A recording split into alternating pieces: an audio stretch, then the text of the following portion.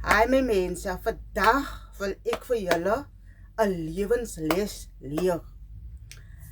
Wanneer jy aansoek doen vir 'n werk of wil aansoek doen vir 'n werk, dan wil ek hê julle moet dit nooit vergeet nie.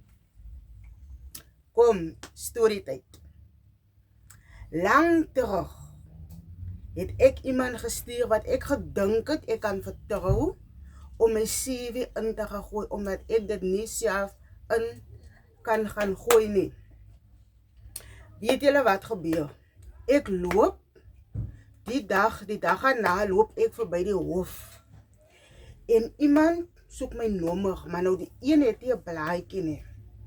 Om so die nommer af te skryf, ek het ook 'n blaadjie in my sak om die nommer af te skryf. Toe haal ek mos nou uit die drom by die hof, haal ek mos nou 'n blaadjie uit. Blaadjie wat boop gelê haal ek uit, ek haal die blaadjie uit, skryf die nommer in. En maar dit was 'n skoon blaai, skryf die nommer op en wat ek kan nou die blaai omdraai, toe sien ek kan nou, dis my eie ID kopie wat daar in die drom lê. Die CV het ek nou nie gekry nie, maar die CV en die ID kopie het ek mos nou saamgegee vir die persoon.